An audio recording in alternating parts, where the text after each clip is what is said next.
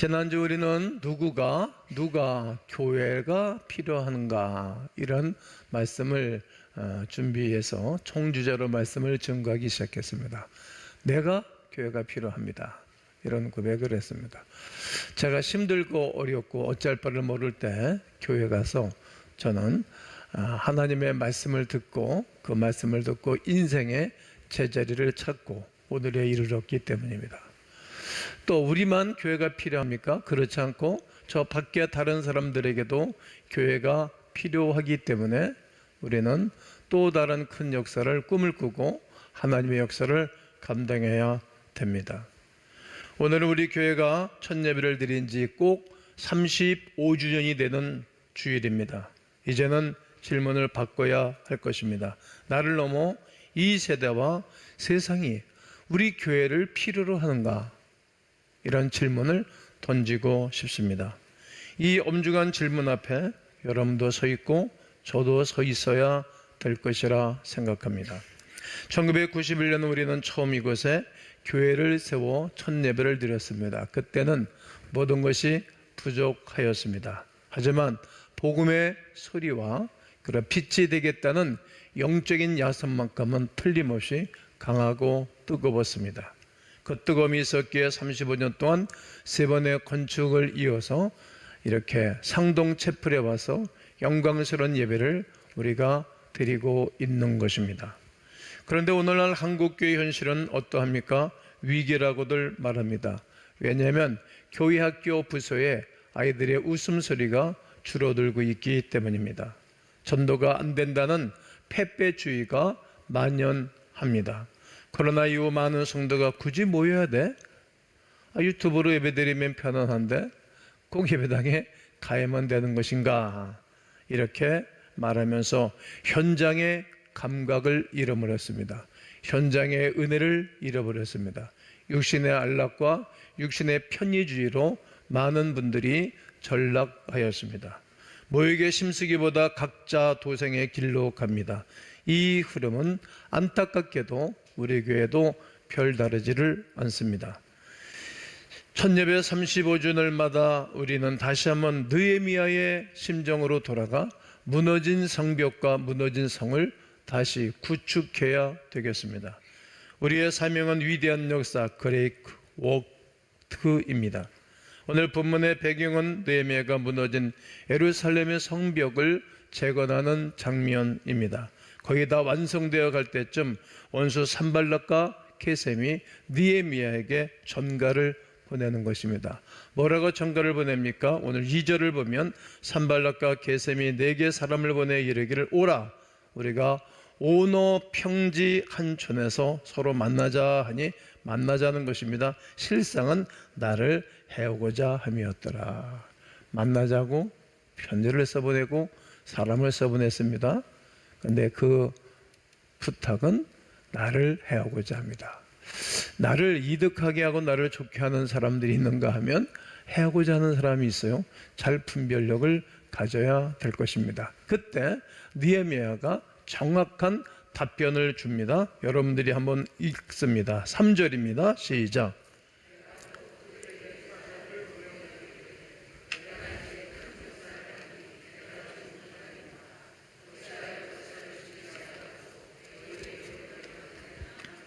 지금 느헤미야는 성벽을 재건하고 나라를 구축하는 것이 큰 역사다.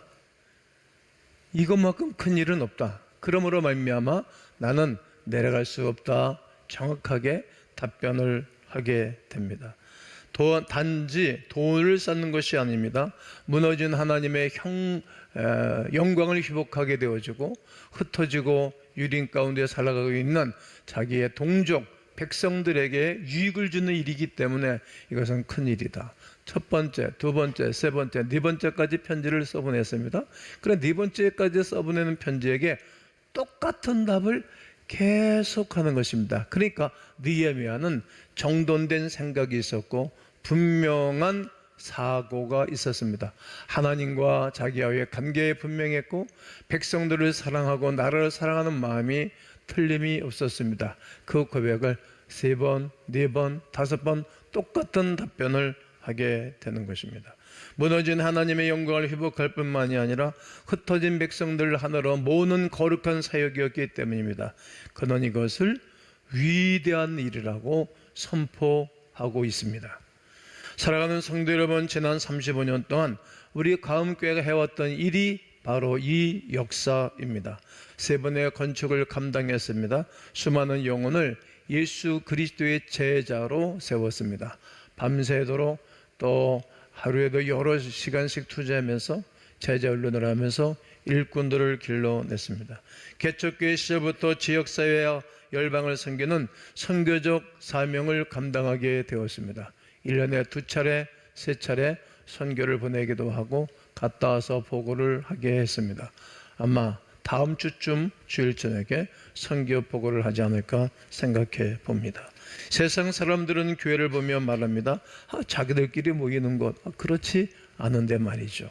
이렇게 폄하하는지 몰라도 하나님께서 보시기에 우리의 교회는 생명을 살리는 위대한 일을 해왔습니다. 영혼을 살리고 하나님의 사람들이 하나님의 사람답게 살아가도록 도왔던 것입니다. 우리의 사명을 생각해 보면 좋겠습니다. 모든 사람들을 제자로 삼아 교회를 세우므로 세상을 변화시키는 위대한 사역 말입니다. 이것이 우리의 성벽입니다. 35주년을 맞는 우리는 여기에 자문하여야 합니다. 우리는 여전히 이 위대한 역사를 진행하고 있는가? 나는 이 역사에 동참하고 있는가? 아니면 과거의 영광에 취해서 멈춰져 있는가? 개인적으로도 자문하고 답을 내보시면 좋겠다 생각합니다.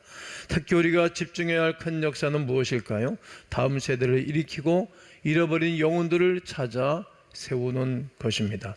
그 일 안으로 아이의 행복터가 시작됐고 방과후 학교를 시작하였습니다.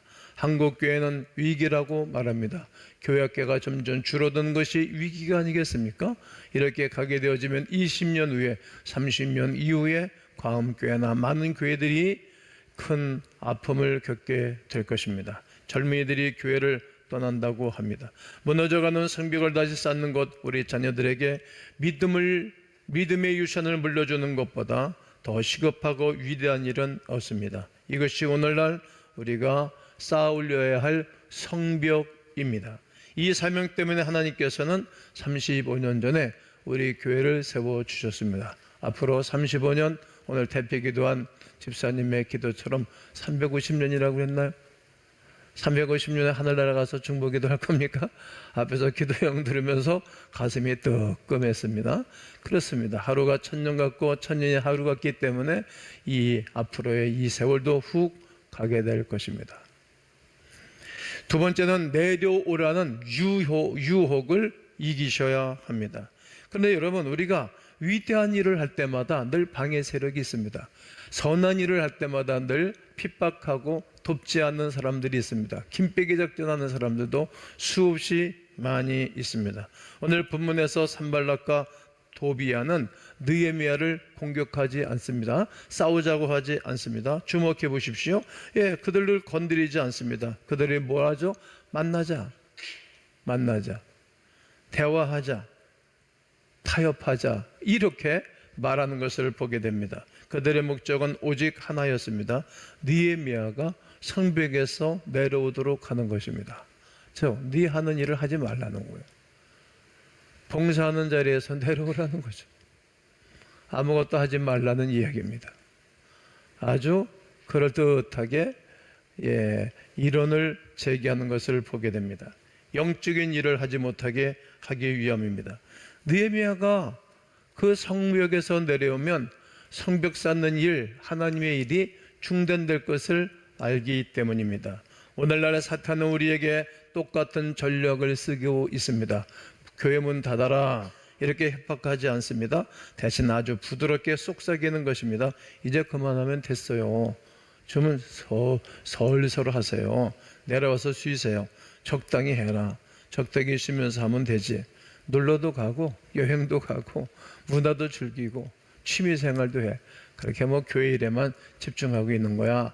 이렇게 부드럽게 속삭이면서 하나님의 일들에서 뛰어나 점점 물로 흘러내려가도록 하는 것이 사단의 고동 작전인 것입니다. 이 작전에 말려들면 아니 되는 것입니다.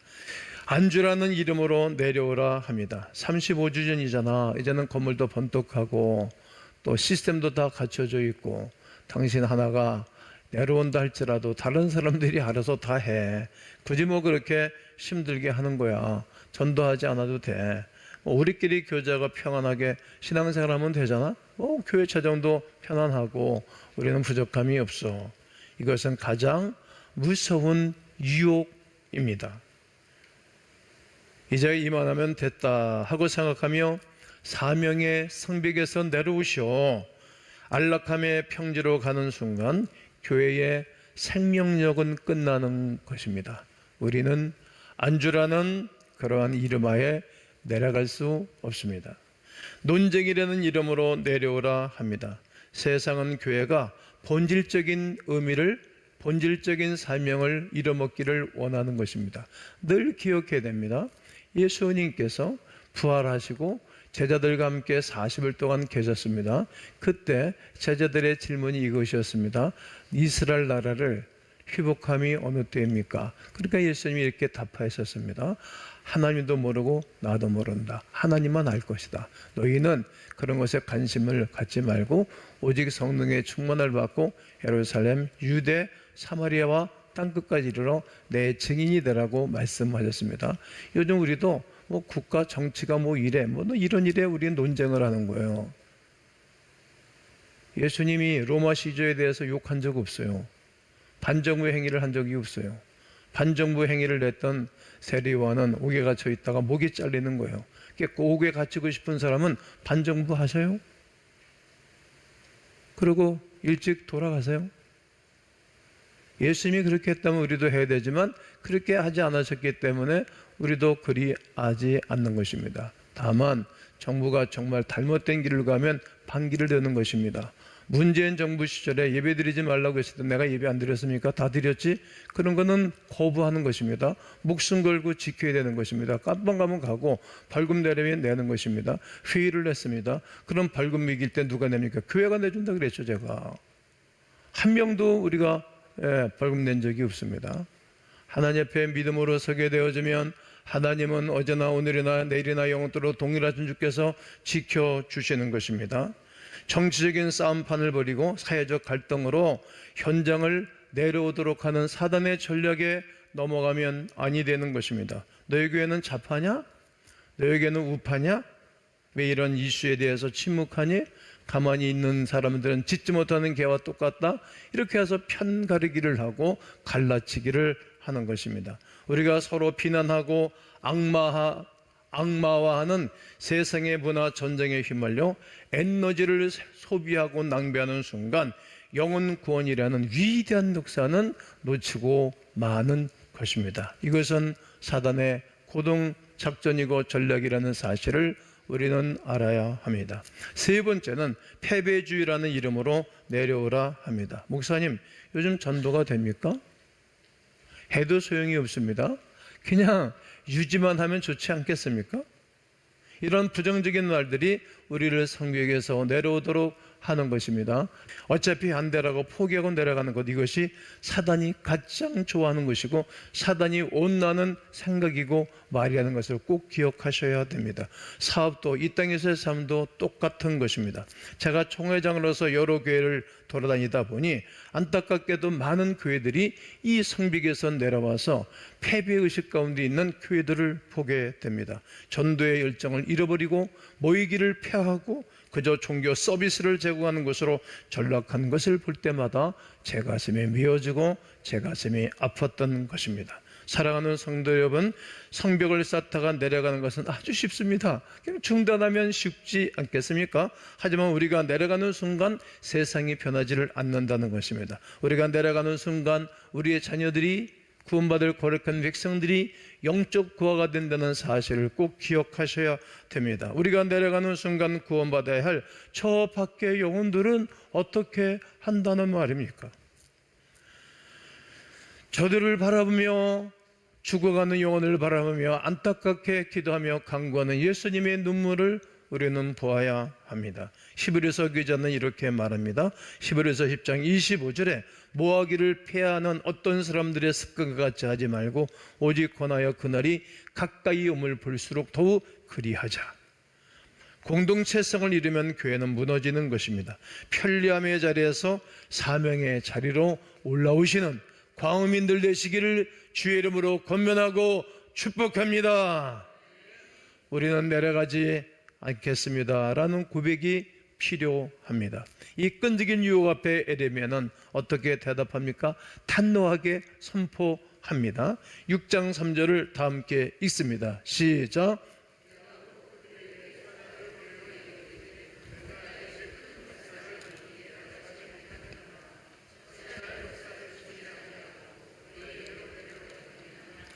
내가 이제 큰 역사를 하니 뭐하지 아니하겠노라? 내려가지 아니하겠노라. 지금 이 일은 큰 일이라는 거예요. 나라가 살아나고 나라가 좋아질 미래를 바라보고 하는 일이니까 이 큰 일이죠. 지금 우리가 하나님을 위해서 영혼 구원을 하고 동참하는 것은 큰 일인 것입니다. 어찌하여 이 역사를 중지하고 너에게로 내려가겠느냐? 중지할 수 없다는 거죠. 시작한 하나님의 구원의 역사를 멈출 수 없다라고 외치는 것입니다.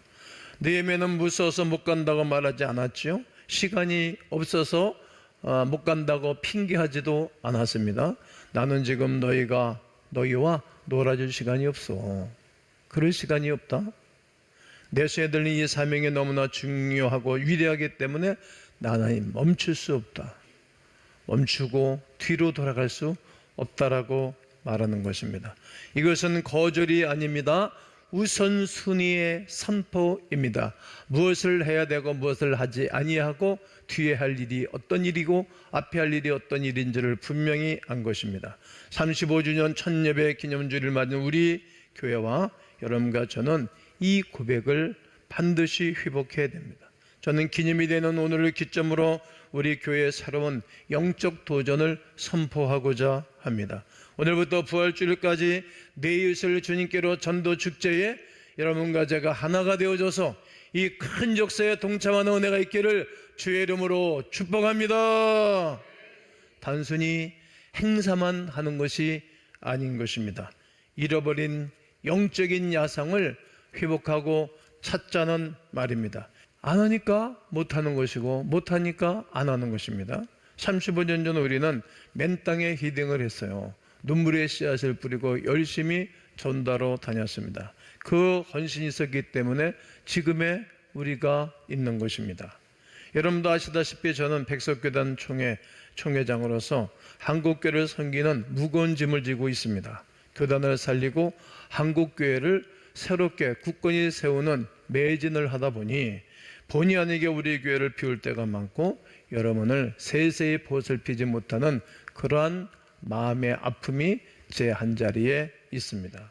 마음이 무겁습니다. 그러나 저는 우리 가음교회 성도들의 수준을 믿습니다.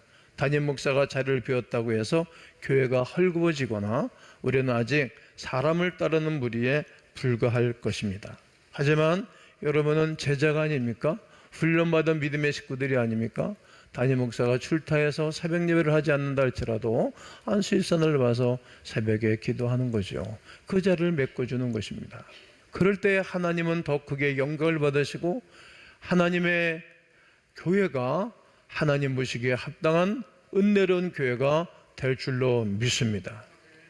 반면에 하나님이 안 계시듯 목사님이 안 계시니 적당히 하자가 아니라 목사님이 안 계시니 우리가 더 기도하고 더 모이고 더 전도해서 우리 목사님 사역을 마치고 돌아오셨을 때 기쁨이 되는 것이 좋겠다라는 생각을 바꾸는 것입니다. 이것이 성도요 진짜 주인의식을 가진 분들입니다. 주인의식을 가진 하나님의 사람들을 통하여서 하나님의 교회는 든든히 세워지는 것입니다. 이것이 느헤미야의 마음으로 성벽을 지키는 것입니다. 빈자리가 보입니까? 누군가 채워주기를 기다리지 마십시오. 내가 이 빈자리를 채워야 되겠다라는 생각을 갖습니다. 한번 따라해 볼까요? 내가 오른손 드시고 내가 이 빈자리를 채우겠다. 여러분이 이 빈틈을 채우는 느헤미야가 되어 주십시오. 그것이 저를 돕는 가장 큰 힘이자 하나님이 기뻐하시는 성숙한 교회의 모습입니다. 말씀을 맺겠습니다. 사랑하는 성도 여러분, 세상은 우리에게 자꾸 내려오라고 말합니다. 자꾸 그만두라고 손짓을 한다는 말입니다. 편하게 신앙생활 해라. 적당히 신앙생활 하라. 그렇게 유난스럽게 굴지 마라. 하지만 우리는 단호하게 말해야 됩니다. 아니요, 우리는 내려갈 수 없습니다. 35년 동안 우리는 그렇게 교회를 지켜냈고 성벽을 지켜왔습니다. 나는 교회를 통하여서 받은 은혜가 많습니다. 받은 사랑도 많습니다. 우리는 지금 죽어가는 영혼을 살려내야 되고 다음 세대를 세우는 위대한 역사를 하고 있기 때문에 멈출 수 없습니다. 지난 35년 동안 우리를 인도하신 하나님께서 앞으로의 35년도 이끌어 가실 줄로 믿습니다.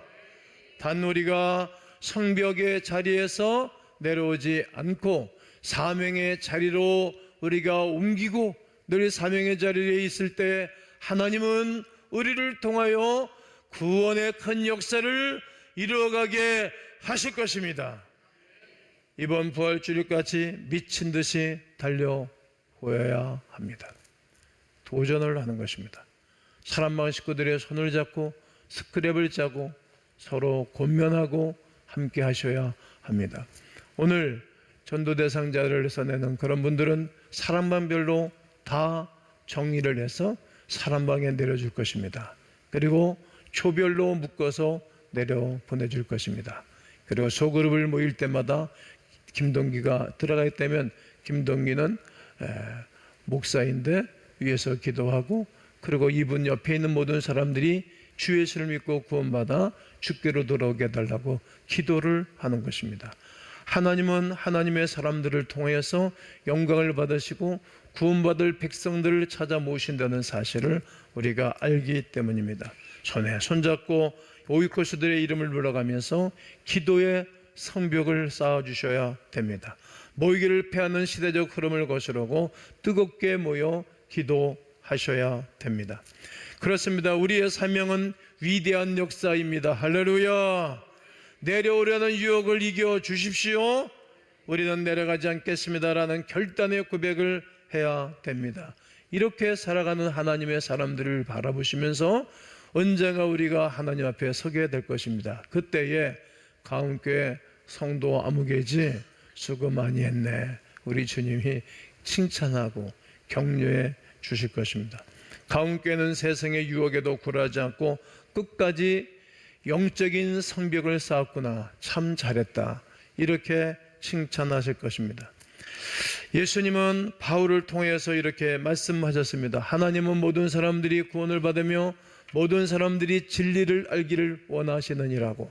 나는 여러분을 통하여 또 다른 분들이 진리이신 그리스도 예수를 깨닫게 되고 우리 교회를 통하여 예수를 발견하게 되고 김동기 목사의 모든 사역을 통하여서 구원의 큰 백성들이 세워져 하나님의 나라가 굳게 세워지는 위대한 역사에, 이 큰 역사에 동참하는 광화민들 되시기를 주님의 이름으로 축원합니다.